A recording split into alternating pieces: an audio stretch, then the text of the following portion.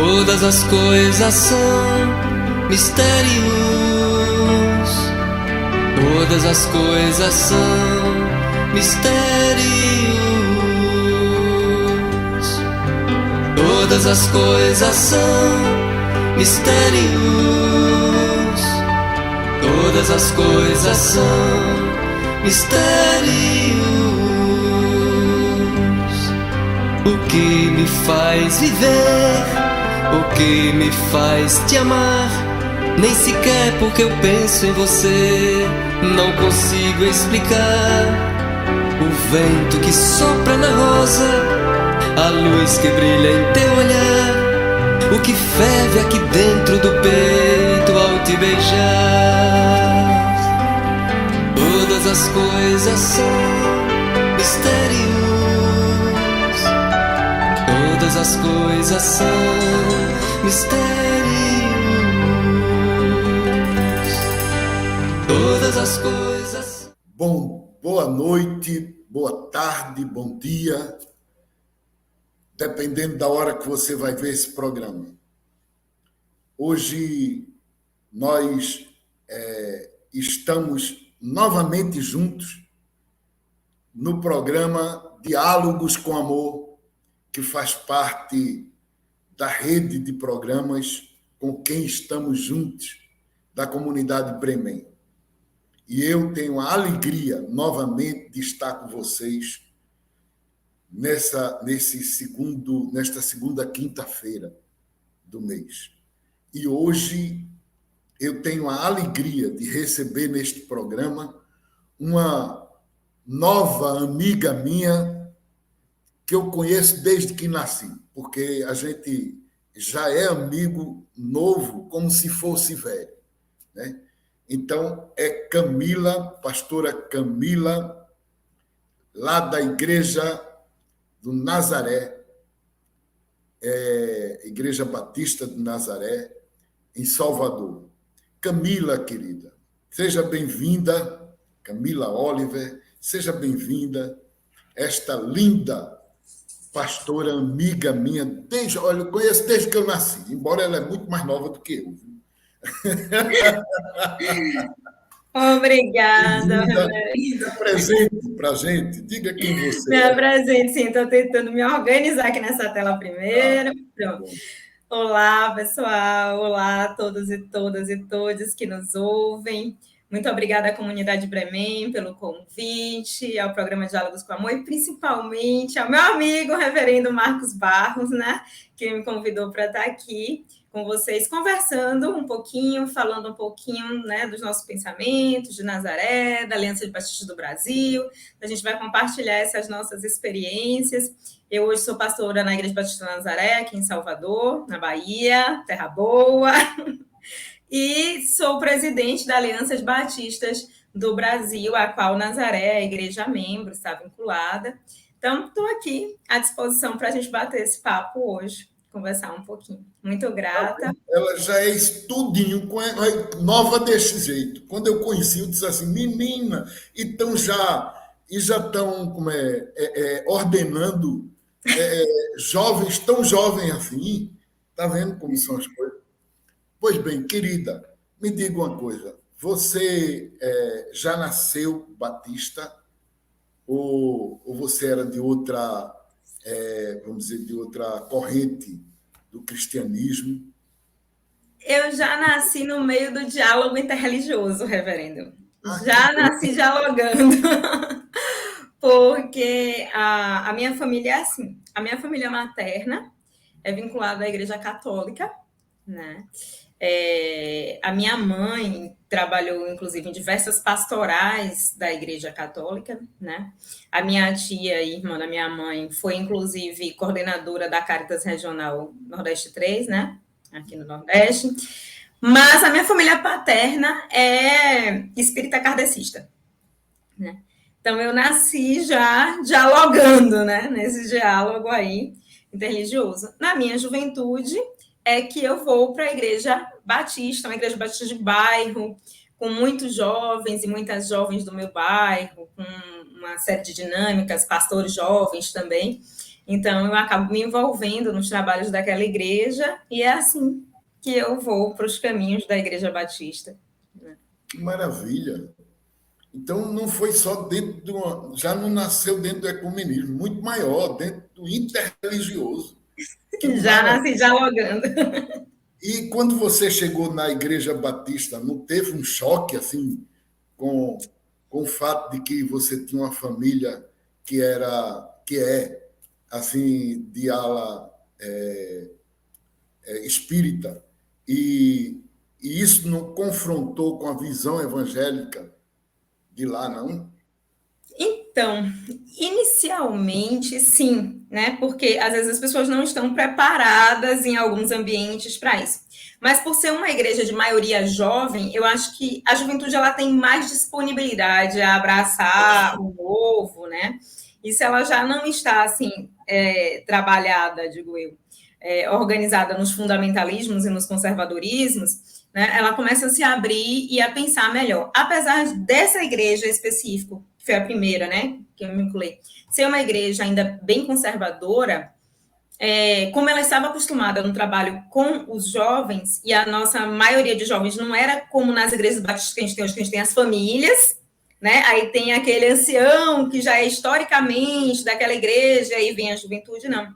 Eram jovens que realmente os pais e as mães estavam em outras religiões, claro que em sua maioria na igreja católica, né? Mas eram esses jovens que vinham de famílias que professavam a fé à sua maneira, né? De outra forma. Então, a igreja tinha que se organizar com isso. Então, eu não tive de imediato esse impacto. Claro que depois a gente vai recebendo formações que nos levam, inclusive, a tratar com preconceito a nossa própria família, né? Mas no caminho dos estudos e tudo mais, né? Tanto dos estudos da Bíblia como dos estudos seculares na universidade, tudo, a gente vai aprendendo a dinâmica da vida, do acolhimento, da escuta, né? E do diálogo, principalmente, com as outras religiões. E aí tudo vai ficando certo. Tudo vai ficando direitinho. E o caminho dessa visão batista para a Aliança Batista, para a Igreja de Nazaré. Como é que foi? Se dá ainda muito na juventude, muito na juventude mesmo. Essa juventude dessa igreja, ela era muito organizada em si. E foi ela que me deu os passos para outras caminhadas também. Eu morava em Feira, num bairro que, assim, o bairro era de um lado, tinha a pista, e o Seminário Batista era do outro lado da pista, certo? Então, a gente tinha muito esse trânsito entre o Seminário Teológico Batista do Nordeste, né, e nós, jovens daquela comunidade ali, daquele bairro. O que é que acontece? Naquele momento em específico, o Seminário Batista vivia um momento de rompimentos. A gente tinha uma série de professores que hoje são ditos pastores progressistas, né? Na época, inclusive, o reitor do seminário era o Água Borges, que hoje é professor da UFES, lá em Feira de Santana. Então, promovia, inclusive, uma série de encontros, de congressos, de seminários, que nos faziam pensar a Bíblia por outros vieses, né? Que não aqueles que a gente estava acostumado ali fechadinho dentro da igreja. E a gente foi conhecendo gente, a gente foi conhecendo novas juventudes e tal. E aí eu sou membro fundador da Aliança de Batistas do Brasil, né? Ainda muito jovem, a Aliança de Batistas do Brasil agora tem 17 anos, então eu ainda muito jovenzinha lá, vou começando a trilhar, porque a partir daí eu venho morar em Salvador, saio de Feira de Santana, venho morar em Salvador, que vale dizer isso, que meu trânsito inicial é em Feira de Santana. Venho morar em Salvador e passo a congregar na Igreja Batista Esperança com o pastor Raimundo César, que hoje é professor do seminário de Princeton, né? E o professor Raimundo César, junto com um grupo, né, que hoje ainda permanece na Aliança, o professor Marcos Monteiro, a Odja Barros, o Wellington Santos, o pastor Joel Zeferino, né, que já era pastor da Igreja Batista Nazaré, na época, começam a se reunir e dar corpo ao que hoje é a Aliança, e eu participo disso tudo como juventude, né, da Igreja Batista Esperança, ainda muito jovem, dando esses passos para o que viria a ser a aliança. Então, assim, a minha formação batista já é uma formação aberta ao diálogo. Já é uma formação aberta a refletir a Bíblia a partir da perspectiva da mulher, a partir da perspectiva negra, a partir da perspectiva LGBTQIA+, e a partir da perspectiva do diálogo interreligioso. Tá mudo, reverendo. Eu tenho um problema assim aqui no computador, que é isso. Cada vez que eu desligo o meu microfone, tem um problema por aqui de esquecimento que é triste para ligar de novo. Eu faço Mas isso. é assim. Quem sabe talvez seja a idade. Não, todo mundo faz isso. Pois bem, quando você começou a falar, quase que eu cortava para dizer. Eu acho que agora não precisa mais, mas só para você entender.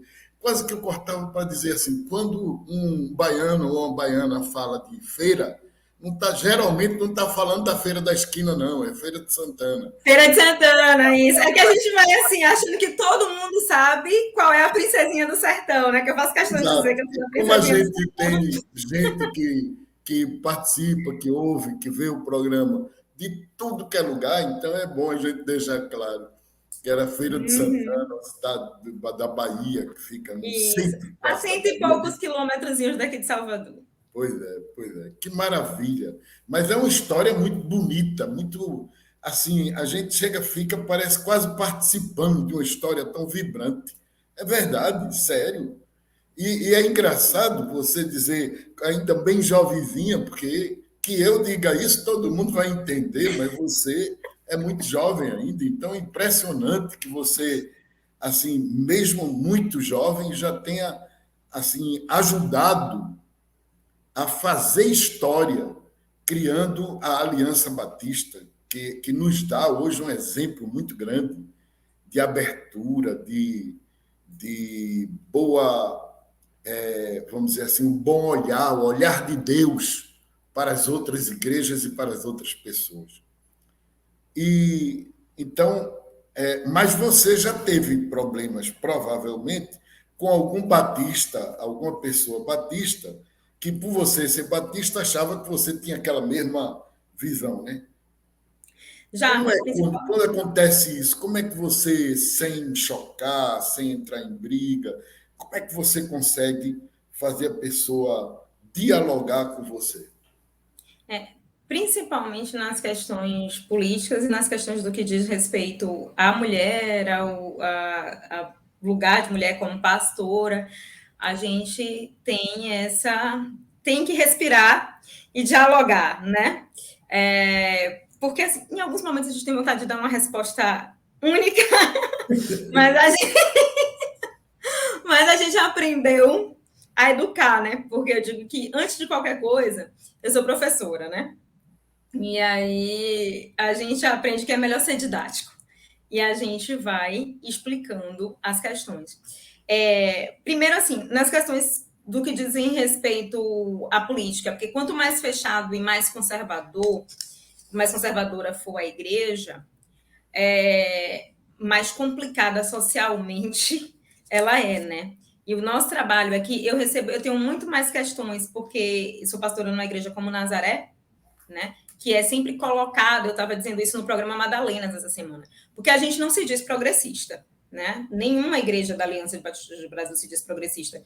A gente coloca que a gente professa e segue e vive o evangelho do Cristo Nazareno, que é o movimento de Cristo, né? A grande questão é que as igrejas, de um modo geral, nos colocam no lugar de igreja progressista porque precisam colocar uma tarjeta e dizer o que é que a gente é, o que é que a gente está fazendo para nos tirar desse lugar de seguidores, né, do movimento de Jesus Nazareno.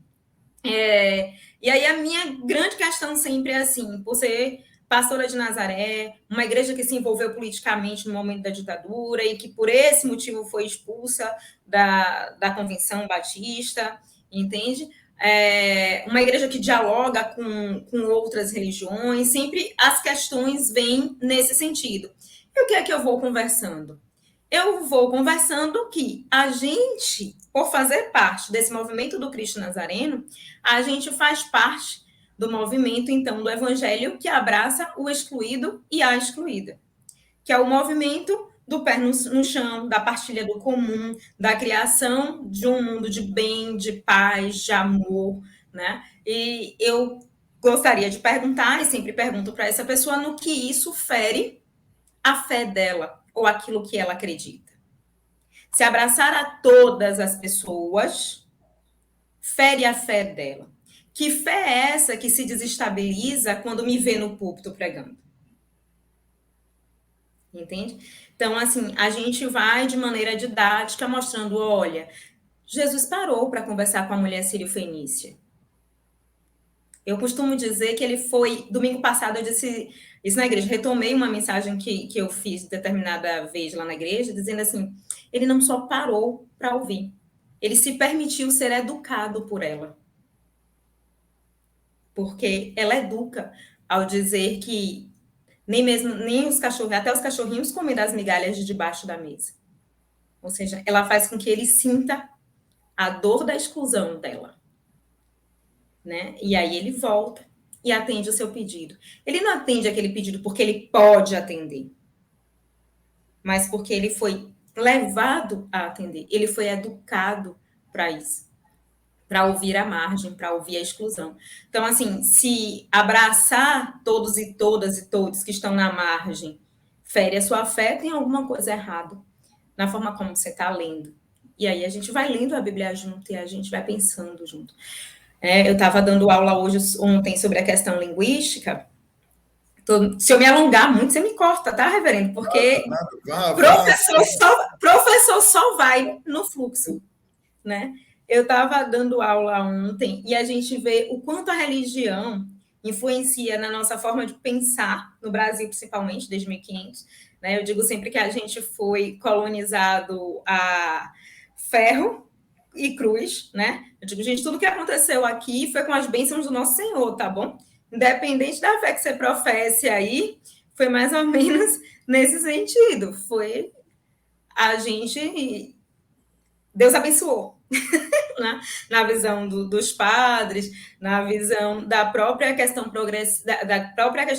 protestante, desculpa, né? O acúmulo de capital, por exemplo, o discurso da nossa igreja batista serve muito ao acúmulo de capital por uns e não por outros, né? Quando a gente fala da opressão por parte do trabalhador, a gente pode usar muito bem aqueles versículos de não comer o pão da preguiça, de comer do que vem do suor do teu rosto, né? A forma como a gente olha um texto, ler um texto e as chaves que a gente prefere fazer uso, dizem muito de como a gente se posiciona.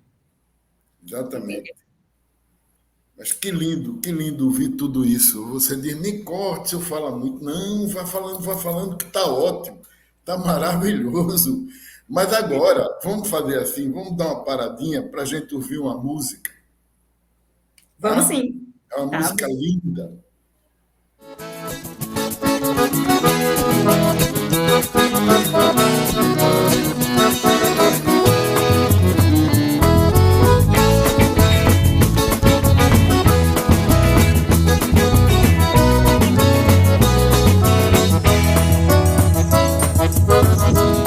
O vento no milharal, o rastro da chuva, a sombra das nuvens, o rosto do sol, o canto do bem-viver, a dança das borboletas, o som da água viva nas pedras da cachoeira.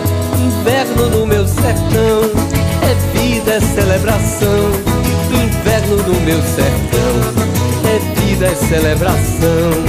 Inverno no meu sertão, é vida, é celebração. Inverno no meu sertão, é vida, é celebração.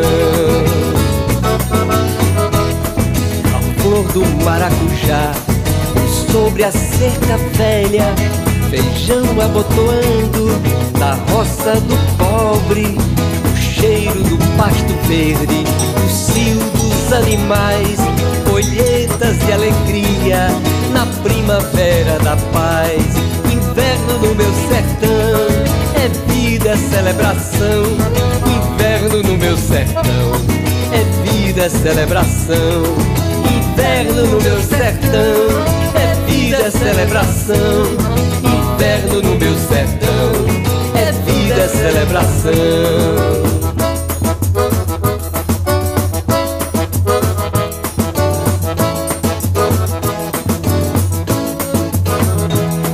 Lembrança de outros tempos, caindo das biqueiras, sementes de infância germinam no meu peito, e as faces tão queridas de amados ancestrais brilhando refletidas nas poças do meu caminho. Inverno no meu sertão, é vida, é celebração. Inverno no meu sertão, é vida, é celebração. Inverno no meu sertão, é vida, é celebração. Inverno no meu sertão, é vida, é celebração. Vestida de cores vivas, a mãe amiga terra, Maria amamentando, casal lindo de gêmeos. E a estrada do paraíso é um pequeno atalho que pula de galho em galho o meu coração de pássaro. Inverno no meu sertão, é vida, é celebração. Inverno no meu sertão, é vida, é celebração. Inverno no meu sertão, é vida, é celebração. Inverno no meu sertão, é vida, é celebração. Inverno no meu sertão, é vida, é celebração. Inverno no meu sertão, é vida, é celebração.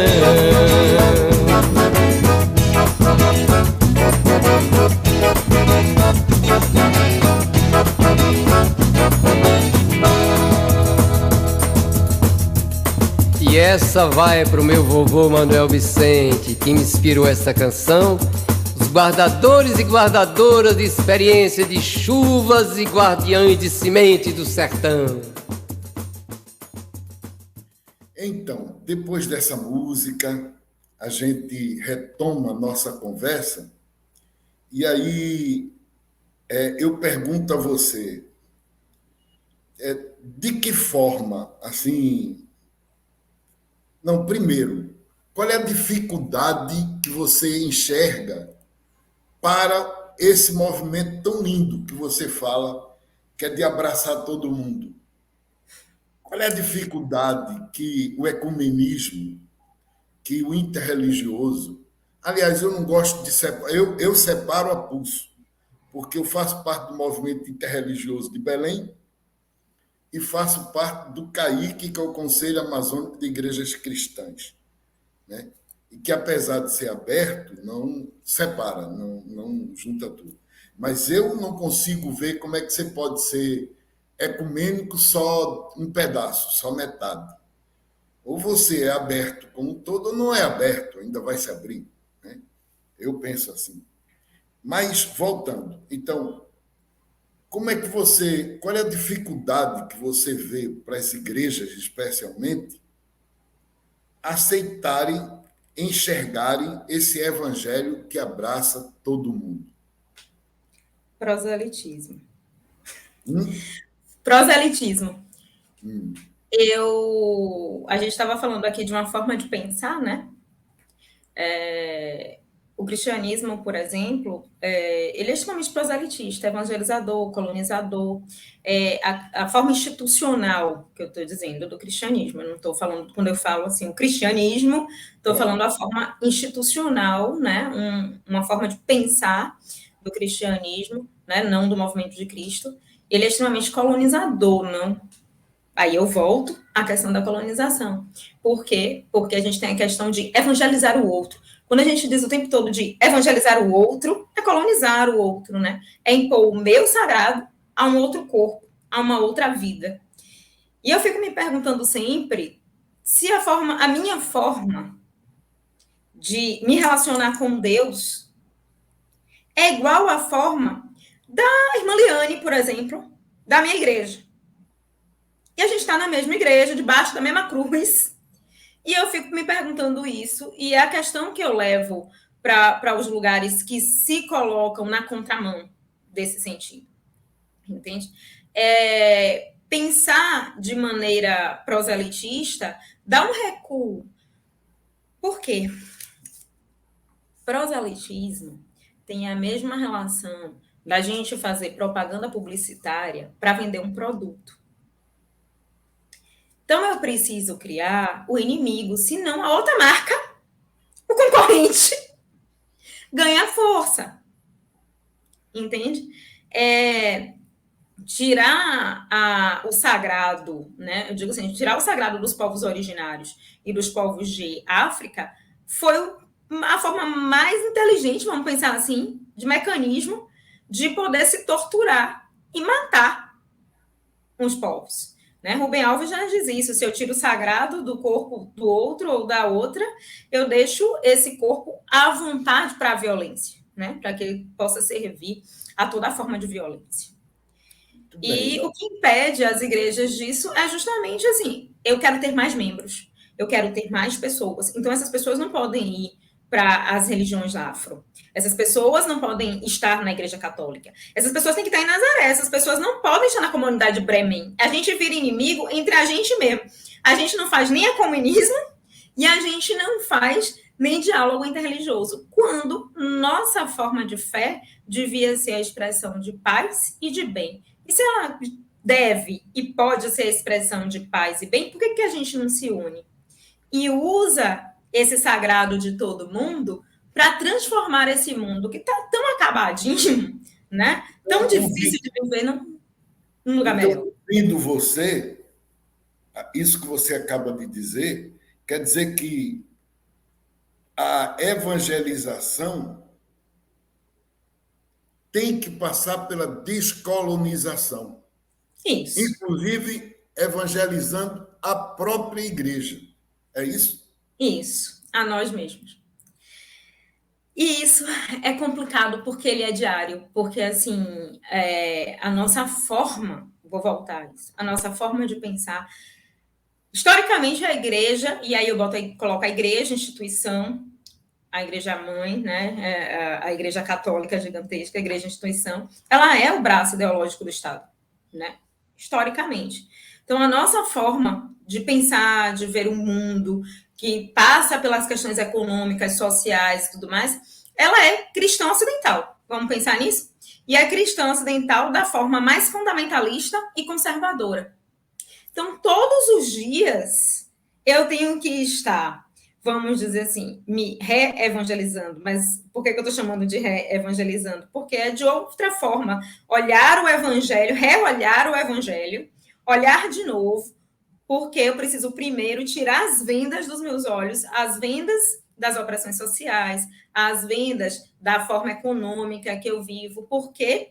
Porque esse nosso pensamento fundamentalista, conservador, cristão ocidental, ele serve a um poderio econômico, ele serve a um poderio político. Estava colocando ontem na sala de aula. Gente, vocês entendem que a gente tem 99% da população e a gente tem 1% da população no topo disso aí. 1% da população tem praticamente 55% da nossa riqueza. E os outros 45%, vamos dizer assim, estão aí mal distribuídos entre esses 99%. Ok? E brigando pelos 99%, né? Disputando na tapa os 99%. Disputando a tapa. Os 99% estão lá se matando por isso. Ou seja, a gente tem que criar uma mentalidade que é competitiva, que exclui, que cria o inimigo, que coloca o trabalho como centro da vida, né? A gente gera riqueza, mas quem acumula o capital é 1%. Você sabe o mecanismo que isso tem que acontecer, que tem que ser feito, na forma de pensar, para que isso aconteça, sem que esse povo, esses 99%, se organize e queira derrubar tudo isso? É uma estrutura de pensar que não nasceu ontem. Ela vem caminhando com a gente. Ela está embrenhada nas nossas escolas, ela está embrenhada nas nossas igrejas, ela está embrenhada nas nossas famílias. É no nosso dia a dia. Então, assim, quando a gente olha o texto bíblico, a gente, como qualquer outro texto, como professora de semiótica, né? Eu costumo dizer isso aos estudantes, quando a gente olha um texto, a gente dialoga com esse texto, a gente compartilha. Então, não adianta a gente dizer assim, é o que está escrito. porque sou eu dizendo do que está escrito. Então, tem o que o texto traz e tem o meu olhar por esse texto. Né? A gente diz em teoria da literatura... A escolha do texto, né? A escolha do texto, o versículo que eu escolho para dar ênfase, o que eu coloco, no caso da igreja, o que eu coloco no púlpito e o que eu não coloco, o que se trabalha, os temas que se trabalham numa classe bíblica e os temas que a gente não trabalha de jeito nenhum, os livros que o povo da minha igreja nem sabe que existem, né? Eu não tratar o texto bíblico como texto para minha igreja, mas como a voz do sagrado que habita em mim e só em mim. Entende? Todas essas questões diferem, né, do que a gente está falando, dessas igrejas, desses olhares mais fundamentalistas, mais conservadores e que se negam ao diálogo, daquelas que vão olhar o movimento de Cristo, de Jesus Nazareno, como um movimento mesmo, e que por isso é agregador e por isso não é institucionalizado, entende? É nessa relação que está aqui, ó, de Camila, com o reverendo Marcos, com o Luiz Felipe, que está aí ajudando a gente, com quem está ouvindo, com quem está em casa, independente da minha forma de expressão de fé. Ou não também, porque tem gente que não expressa fé nenhuma, mas está também querendo dialogar com a gente para construir um mundo melhor. É isso que você diz, assim, chama a gente para uma guerra constante entre a gente, dentro de nós. Porque aquilo que você diz, reevangelizar, a gente pode trocar também por aquilo que Lutero dizia, conversão. Uma constante conversão que a igreja precisa ter. E a igreja não tem, geralmente. Né? Ela se fixa e fica com aquilo garantido, né? Porque essa constante conversão nos joga toda hora a um desconhecido, a um incerto que a gente tem que se abrir e se abrir de coração, né? Isso. Para ouvir a voz de Deus por trás da palavra bíblica, como diz o Frei Carlos Mestre, né? A palavra de Deus nos fala por trás da letra, por trás da palavra bíblica. E isso que você diz me lembrou muito essa frase do Frei Carlos Mestre. Que bom, Camila. Muito bem. Eu fico assim muito feliz de ouvir isso, muito feliz dessa conversa com você. Eu tive, há um pouquinho tempo atrás, com o pastor da sua igreja, o Joel. Pastor Joel, né? E agora com você. E todos dois, assim, me trouxeram uma riqueza de detalhe na visão que a igreja tem, que me dá uma grande alegria, assim. E geralmente eu pergunto de que forma a Bíblia tem a ver com tudo isso que você diz. Eu acho que você acabou já respondendo, mas se você quiser dizer alguma coisa mais clara ainda, de que forma a Bíblia tem a ver com isso, com essa escolha que você acabou de dizer, com essa permanente conversão?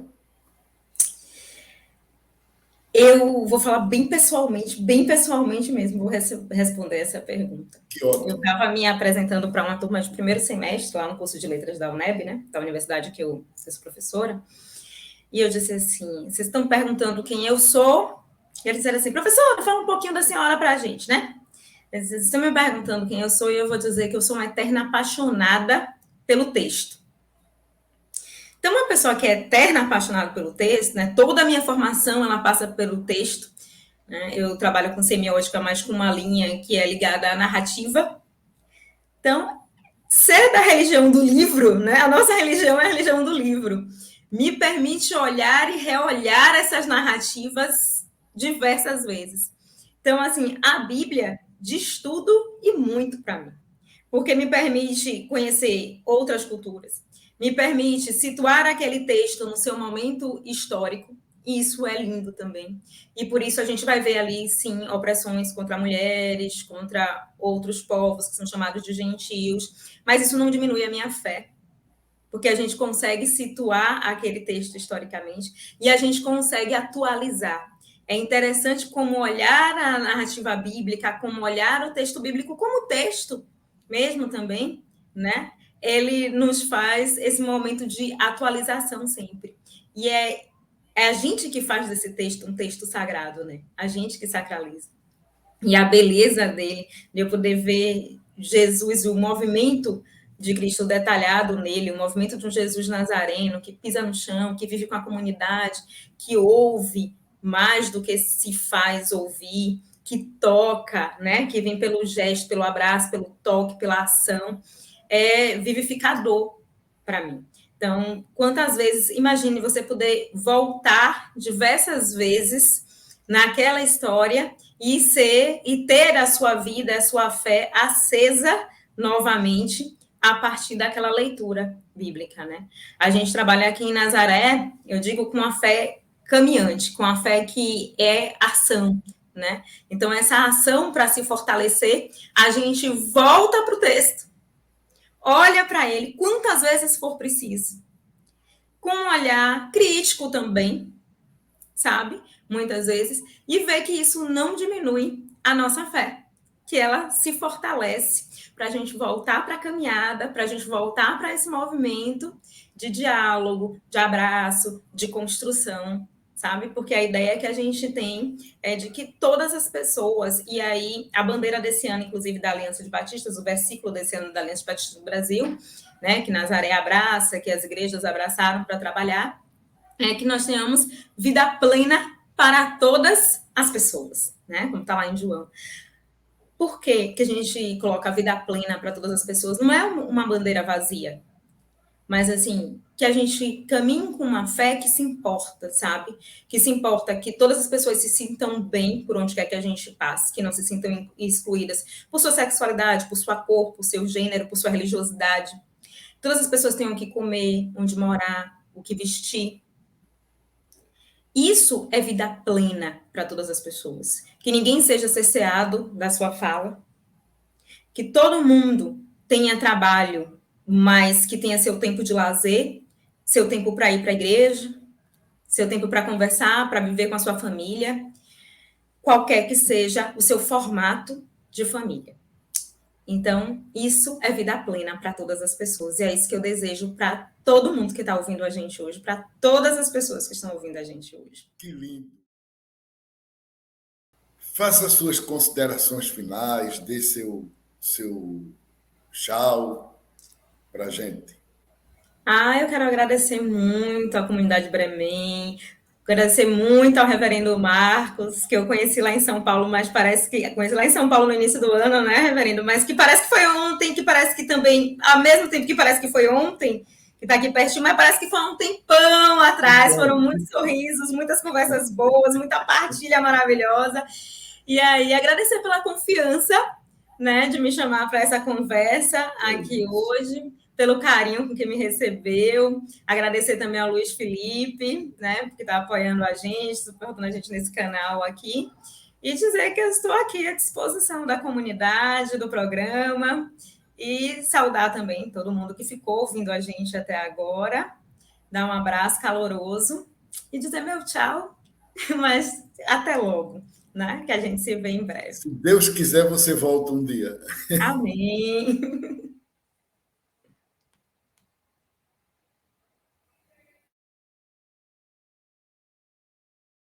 Foi internet.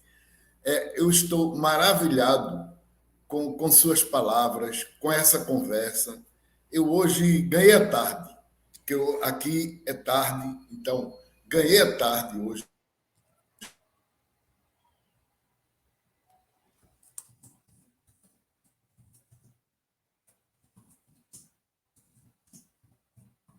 Espera aí. A internet não está ajudando. Vamos lá, de novo. Camila, querida, eu não tenho palavras para te agradecer. Muitíssimo obrigado. Eu hoje ganhei o dia, aliás, não foi nem a tarde, nem a noite, o dia inteiro, por essa conversa maravilhosa desse programa. Eu realmente te agradeço de coração pela tua presença, por esse papo gostoso, viu? E também quero aproveitar para agradecer a você, que sempre está com a gente, vendo o programa, assistindo o programa.